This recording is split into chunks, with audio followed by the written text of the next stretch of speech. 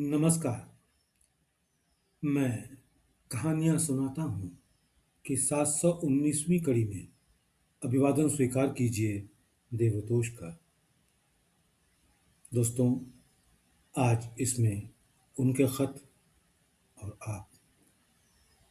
यह खत मैंने पहले भी पढ़ा है और जैसा मैं हर बार कहता हूँ कि उनके खत या उनकी किताबें हम जितनी बार भी पढ़ें, कोई नया एंगल, कोई नया आयाम हमारी समझ में आता है, हमारे सामने आता है। आज का खत, तारीख 7 फरवरी साल 1952। पूजनीय पंडित जी, प्रणाम।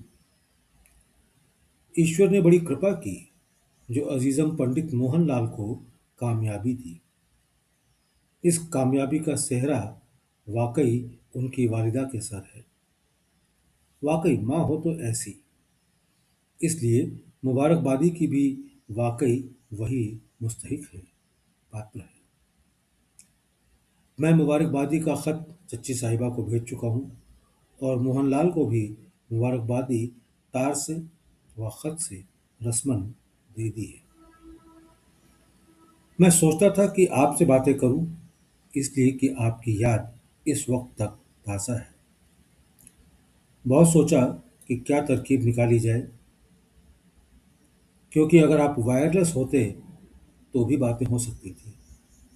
अब चूंकि ये बात नहीं है, लिहाजा बातें करने की तरकीब ये निकाली कि मैं आपको अपनी असली कहानी सुनाऊं और एक एक करके उन ख्याल को जाहिर करूं जिसका हुजूम मेरे पेट में जमा हो चुका है। फिर उसमें से आपकी राय भी दरियाफ्त करूं, इसलिए कि ईश्वर के खास अतिया, अतिया कहते हैं कृपा को, इसलिए कि ईश्वर के खास अतिया के बाद इस मिशन के लिए दो खास चीजें मुझे ईश्वर ने अता की हैं। एक आप, जिनसे मुमकिन है मिशन को आगे जिला मिले, रोशनी मिले। दूसरे, नूर चश्मे कस्तूरी, जिससे बहुत कुछ रूहानी तकबीयत मिलने की उम्मीद है। मैं ये नहीं चाहता कि आप मेरी जिंदगी में किनाराकश हो जाए, अलग हो जाए।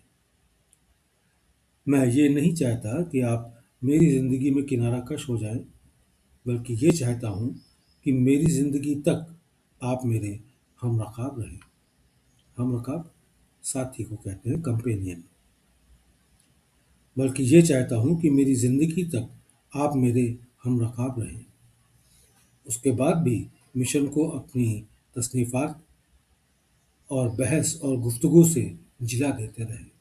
तसनीफ़ात कहते हैं राइटिंग्स को। उसके बाद भी मिशन को अपनी तसनीफ़ात से और बहस और गुफ्तगू से जिला देते रहें। मगर चूंकि दुनिया रफ्तनी व गुश्तनी है, यानी अस्थिर है, और ज़िंदगी मुस्तार यानी उधार ली हुई, और एक दिन सबको जाना है, पस या पेश, आगे या पीछे। कोई बेसर सामान जाता है, कोई सरमाया साथ ले जाता है, मगर ज़्यादातर लोग सरमाया छोड़ कर जाते हैं। इसलिए उनकी याद ऐसी हालत में उनकी औलाद पर ही ताज़ा रहती है। मगर रूहानी कामिल आदमी यानी स्पिरिचुअली कंप्लीट मैन का मामला कुछ और है। वो बेनवा होकर बानवा जाता है, बेनवा होकर दरिद्र होकर, बानवा जाता है, अमीर जाता है। बेनवा होने से मेरा मतलब ये है, बेनवा होके बानवा की तलाश, होके तन्हा तलाशे तन्हा पिन्हा कर, होके तन्हा तलाशे तन्हा कर। इसका मतलब होता है, ये सूफियाना अंदाज का एक शेर है, जिसका मतलब है कि खुद को खाली और बेसहारा बनाकर उस असली सहारे को तलाश कर और अकेला होकर, तन्हा होकर अपने भीतर के सत्य को खोज। दुनिया के ऐश व इशरत, कामरानी, राहत व आराइश से कोई सरोकार नहीं होता। वो उसके लगाव से अपनी ज़िंदगी में ही निजात पा चुका होता है। और बानवा से मेरा मतलब ये है कि तोशे सफ़र यानी सफ़र का सामान यानी उसकी रूहानी कमाई का असल जौहर साथ जाता है। और रूहानी कमाई मिसल दुनियादार के अपनी रूहानी औलाद के लिए छोड़ देता है। अब जिसका जैसा ज़र्फ़ हो उतनी ही मिक़दार में उसके पास पहुँच जाती है। मिक़दार कहते हैं रेशियो को। अब जिसका जैसा ज़र्फ़ हो उतनी ही मिक़दार में उसके पास पहुँच जाती है। बकिया यानी बैलेंस उसका सज्जादा नशीं हड़प कर लेता है। और ये चीज़ सिर्फ इनिशिएटेड मेंबर में पहुँचती है, क्योंकि कानूनन उसकी रूहानी औलाद ही मुस्तहिक है। कुछ तलछट जरूर उन लोगों पर पहुँचता है जिसने ज़िंदगी में अपने सिखाने वाले से खासी मोहब्बत रखी है और फनायत हासिल कर चुका है। और ठीक है, इसमें रूहानियत में हिस्सा वाकई अहले ज़र्फ़ का है। अहले ज़र्फ़ मीन्स कॉम्पिटेंट, योग्य। अहले ज़र्फ़ का है। इसलिए मैं कहता हूँ कि उस चीज़ के अहल बनो जिसके लिए सिर्फ दो चीज़ें हैं, मोहब्बत और तामील हुक्म। तामील हुक्म कहते हैं आज्ञा पालन को। इसके लिए सिर्फ दो चीज़ें हैं, मोहब्बत और तामील हुक्म। ये दोनों चीज़ें लाजिम और मलजूम हैं, कंपलसरी है। हमारे लाला जी साहब ने रूहानी तालीम हज़ारों आदमियों को दी, मगर इनिशिएशन गालिबन सिर्फ 50 या 25 आदमियों का किया। उसमें से कसीर तादाद यानी ज़्यादातर लोग ऐसे भी जिनको इनिशिएट आपको मुरव्वतन करना पड़ा, यानी आपकी दिली ख्वाहिश न थी। और मुझसे अपनी ज़िंदगी में और बाद भी यही कहा है। ये ज़रूर है कि बिला इसके अक्सर काम नहीं चलता, और वाकई तौर पर इंतहाई उरूज यानी उन्नति हासिल करने में ये ज़रूर मददगार होता है। ये और बात है कि अगर कोई शख्स अपने में इंतहाई उरूज के सामान मुहैया नहीं करता, तो ज़रूर है कि वो नेमत उज़्मा यानी बड़ी मेहरबानी से बेबहरा रहेगा, वंचित रहेगा। ये और बात है कि अगर कोई शख्स अपने में इंतहाई उरूज के सामान मुहैया नहीं करता। इंतहाई उरूज उरूज कहते हैं प्रोग्रेस, उन्नति को। इंतहाई उरूज के सामान क्या है जो उन्होंने अभी पहले बताए, मोहब्बत और तामील हुक्म। ये और बात है कि अगर कोई शख्स अपने में इंतहाई उरूज के सामान मुहैया नहीं करता, तो वह नेमत उज़्मा से बेबहरा रहेगा। इनिशिएशन के बाद इनिशिएशन करने वाला ऐसा मजबूर हो जाता है जैसे बाप अपनी सुलभी औलाद से, सुलभी औलाद कहते हैं ब्लड रिलेशन को, जैसे बाप अपनी सुलभी औलाद से। लड़का चाहे कितना भी नटखट हो, मगर बाप उसको अपनी औलाद ही कहेगा और उसकी भी वल्दियत वही रहेगी। हाँ, रूहानी हालत में बड़ी खसूसियत के साथ, खसूसियत कहते हैं विशेषता को। हाँ, रूहानी हालत में बड़ी खसूसियत के साथ कभी कोई चीज़ ऐसी भी पैदा हो जाती है कि वो अपनी रूहानी औलादों में से किसी को भी आग कर सकता है। आग करना, ड्रॉप करना। मगर ये चीज़ बड़ी एक्सेप्शनल केस में होती है और इसको उसका गुरु तय करता है। आपको शायद मालूम होगा कि इस हकीर का मौजूदा सूरत में ज़ुहूर होने के बाद हमारे लाला साहब किबला अपने इनिशिएटेड डिसाइपल्स को बजुज़ एक साहब को छोड़कर, जिनको मैंने मुरव्वतन या मोहब्बतन छोड़ रखा था, किसी को आँख नहीं किया, बल्कि ये काम मुझसे लिया गया, और वो भी ख़ास ताकत अता करके। चुनांचे और लोगों के तोड़ फोड़ के बाद मुझे उनके भी इनिशिएशन के डोरे तोड़ना पड़े। इनिशिएशन का उसूल ये है कि इनिशिएशन उस वक्त हो सकता है जबकि तालिब में यानी सीखने वाले में एतकाद यानी विश्वास पुख्ता हो जाए और मोहब्बत में काफ़ी परवाज़गी हो चुकी हो। ऐसी हालत में अगर किसी शख्स को इनिशिएट किया जाता है तो वो गलती नहीं की जा सकती, कही जा सकती।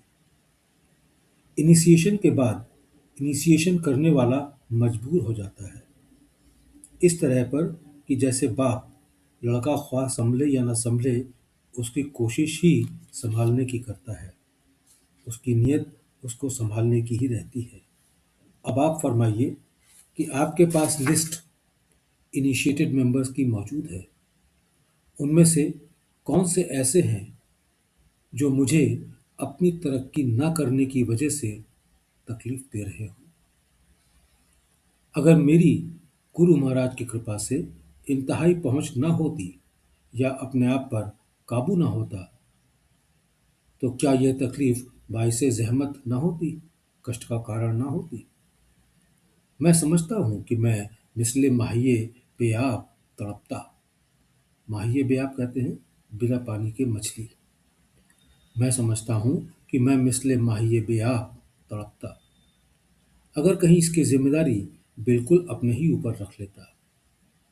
हाथ गुरु महाराज के हाथ में देकर आप जानते हैं इनिशिएशन होता है।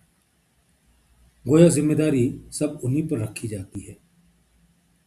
मगर क्या अपने माबूद माबूद माने ईश्वर मगर क्या अपने माबूद पर ही जिम्मेदारी रखकर बंदे का ये फर्ज है कि अपने आप उस जिम्मेदारी का भार बिल्कुल अपने माबूद पर ही रख दे।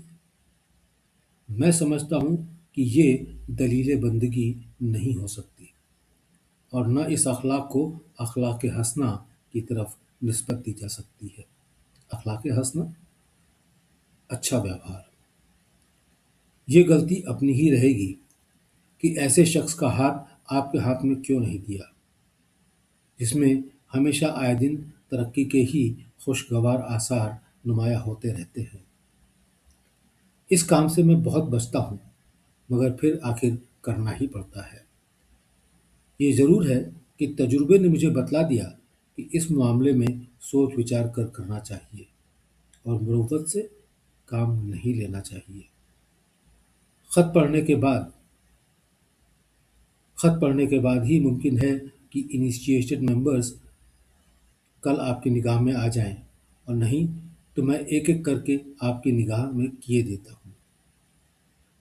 एक बात ज़रूर है कि अगर वाकई तौर पर जो इनिशिएशन के काबिल है सिर्फ उसी को इनिशिएट किया जाए तो ज़िंदगी में मुश्किल से 2 या 4 आदमी मिलेंगे। इसलिए हमारी निगाह औसत पर भी होना चाहिए और भाई कुछ नहीं कहा जा सकता। शुरू में लोग अच्छा चलते हैं और फिर ऐसी भी ठेस लगती है कि जिनसे ईश्वर न करे मुझे अपनी ज़िंदगी में ज़्यादा तरक्की की उम्मीद नहीं। आज मुझे यही धुन सवार है, ख्वाह कोई बुरा माने या भला, सब कह डालूंगा। मुमकिन है कि उसी से कुछ होश में आ जाएं। सबसे पहले एक मिसाल एच की आपके सामने है। उनके बारे में ज़्यादा लिखने की ज़रूरत नहीं, आप सब जानते हैं। और मैं ये भी समझता हूँ कि उनके वालिद को ये बातें देखकर सदमा होता है। उन्होंने अपना बेशबहा वक्त उनको समझाने में सर्फ किया है। बेशबहा कहते हैं बहुमूल्य। उन्होंने अपना बेशबहा वक्त उनको समझाने में सर्फ किया है, खर्च किया है। मगर उनकी हालत कुतुब अज़ जाज़मी जुम्बत,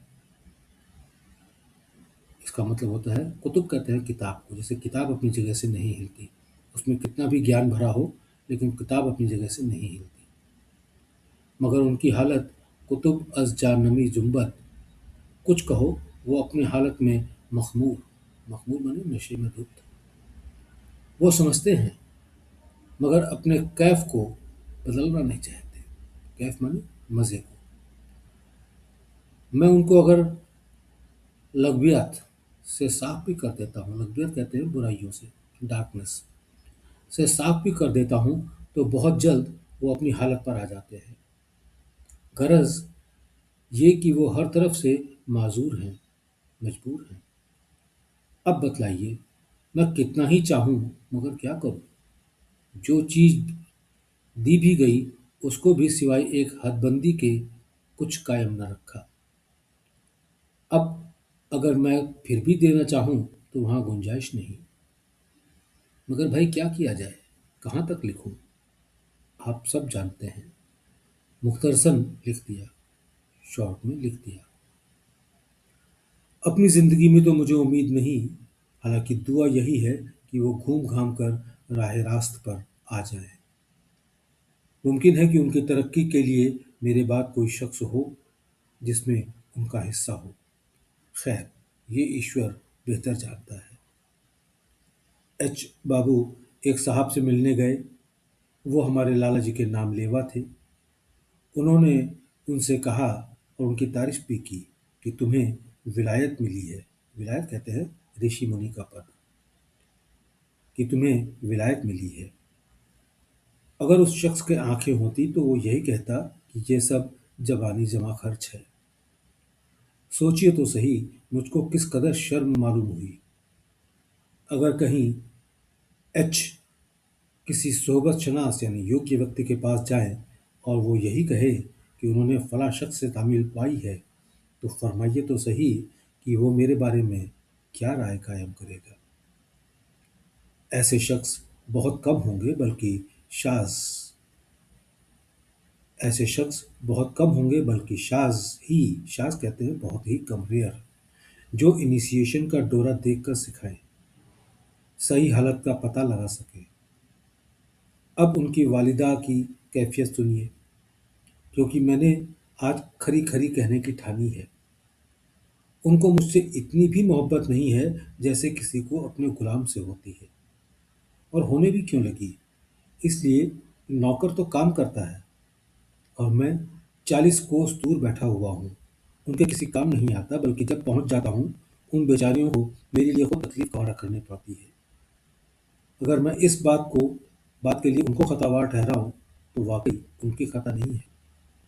उनमें ज़र्फ यानी साहस ही नहीं। ये मास्टर साहब का ज़र्फ था कि पहले उनको उनका ज़र्फ बता देते, फिर इनिशिएशन के लिए पेश करते। इस लिखने के मायने ये नहीं कि मास्टर साहब अपनी बीवी से गुस्सा होने लगे। अगर उन्होंने ये किया तो वह मार्ज़ इताब होंगे, यानी मेरे क्रोध का कारण होंगे। बल्कि ये सब कुछ लिखने का मंशा ये है कि आप, कस्तूरी और मास्टर साहब मिलकर कोई सॉल्यूशन निकालें ताकि वो भी संभलना शुरू हो जाएं। मेरे पास बहुत सी तरकीबें हैं, मगर मेरी सुनता कौन है? बहरहाल, ले तो उनको भी चलना है।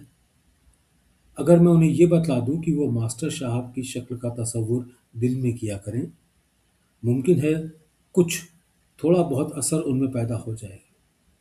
मगर भाई, जब मैं सच कहने पर आता हूं तो कह ही डालता हूं, तो फिर ख्वाह किसी को नागवार ही क्यों न लगे। उनको अपने शौहर से भी मोहब्बत नहीं है, और अगर है तो अपनी औलाद से, जो माँ का कुदरती खासा है, विशेषता है। बस है तो यही एक तरकीब। मेरी समझ से इसमें आदमी जरूर मजबूर हो जाता है। वो ये कहें हाथ पैर से मुझे अपनी खिदमत का मौका मिल जाता है और एक बात मुद्दत दराज जारी रहती तो मुमकिन था कि मुझसे कहीं अधिक हमदर्दी और उनसियत बढ़ती। उनसियत कहते हैं लगाव को। तो मुझसे कहीं हमदर्दी और उनसियत बढ़ती और उनका आत्मिक कल्याण हो जाता। उन्होंने मुझसे कोई रिश्ता कायम नहीं किया, बस इतना जायज़ ज़रूर रखा कि बाबूजी से कहना कि मेरी याद कर लिया करें। तो जब मुझे ईश्वर की ही याद, अपने माबूद हकीकी यानी ईश्वर की जिसमें सब कुछ मुझे दे डाला, याद उस वक्त तक नहीं आती जब तक वो खुद परवानावार जब तक वो खुद याद न दिलाए। तो इसके कहने का कौन हकदार हो सकता है? मैं तो परवानावार गिरने के लिए तैयार हूँ, मगर कोई शमा भी तो रोशन करे। पंडित जी, मैं बहुत बचा बचा कर लिख रहा हूँ, क्योंकि ये मेरी आदत है, वरना लिखना और ज्यादा चाहिए था। अब अपनी महफिल का हाल सुनिए।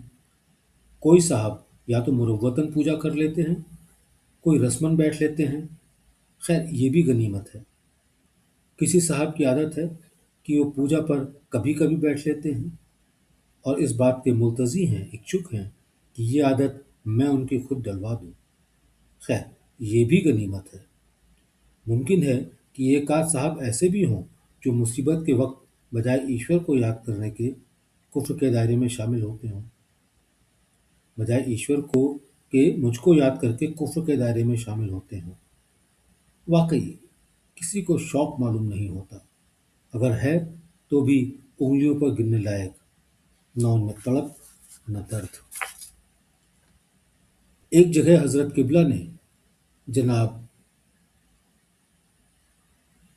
लालाजी साहब ने एक साहब को लिखा था कि मुझे शेरों की ज़रूरत है, भेड़ों की नहीं। और किसी साहब से आपने ये ज़बानी फरमाया था कि मैंने अपने सत्संग में मुरव्वतन भेड़ें भर ली हैं। ये आपका तजुर्बा था। इस बात को याद करके फिर किसी से कोई शिकायत नहीं रहती। अपनी ही गलती सामने आ जाती है। मगर खैर, अब तो निभाना ही पड़ेगा। तरकीब सोचिए। ये सोचकर मुझे तसल्ली होती है कि अगर कुछ न कुछ रोशनी उन पर भी पड़ गई या आगे पड़ जाए तो न बनने से कुछ न कुछ काम तो हो ही गया। बहरहाल, हमारी नीयत को आप यूँ समझ लीजिए कि ये मेरे दिल का हाल है कि कल मैं कचहरी से घर वापस आ रहा था। एक बंदर सड़क पर होते हुए किनारे पर चोट की वजह से दम तोड़ रहा था। मुझे बड़ा तरस आया, कुछ ना कर सका। 1 मिनट खड़े होकर उसको कुछ तवज्जो ही दे दी ताकि आइंदा इसकी सूरत कुछ बेहतर ही हो जावे। इससे ज़्यादा करने को जी नहीं चाहा। हरी बाबू लखीमपुर पहुंचे होंगे। उनकी वापसी पर उनकी खैरियत का हाल मालूम होगा। मुझे फ़िक्र भी है, इसलिए कि कस्तूरी ने लिखा था कि मिजाज दुश्मना अलील है। मिजाज दुश्मना अलील है यानी आप बीमार हैं। मेरी आने को तबीयत चाहती है सिर्फ आपको देखने के लिए, मगर इस वक्त इस वजह से रुक गया हूँ कि आपकी तबीयत तो ईश्वर की कृपा से अच्छी हो ही जाएगी, और अभी शुरू साल है। ना मालूम आइंदा मुझे क्या ज़रूरत पड़ जाए, क्या छुट्टी की ज़रूरत पड़ जाए। मेरी 3 रोज़ की छुट्टियाँ जाती रहेंगी। खैर, आप जैसा हुक्म देंगे तामील की जाएगी। मगर हुक्म देते वक्त ये ख्याल कर लीजिएगा कि मेरी तबीयत भी नासाज रहती है। बच्चों को दुआ। बाबू हरिहर सहाय को प्रार्थना करना बतलाया था। गालिबन उन्होंने चंद ही रोज़ की, इसलिए कि हालत में तगय्युर पैदा नहीं हुआ, चेंज पैदा नहीं हुआ। अफ़सोस है कि वह आवाम से दिन भर बातें करने के लिए तैयार हैं। आवाम माने पब्लिक। आवाम से दिन भर बातें करने के तैयार हैं और करते रहते हैं, मगर ईश्वर से 2 मिनट भी अपनी बेहतरी के लिए अर्ज़ हाल नहीं कर सकते। उनसे अब कुछ ना कहना ही अच्छा है। बाकी सब ठीक है। ईश्वर से उसके बारे में ईश्वर से अर्ज़ हाल करने में कोई हर्ज नहीं है। दुआ गो रामचंद्र।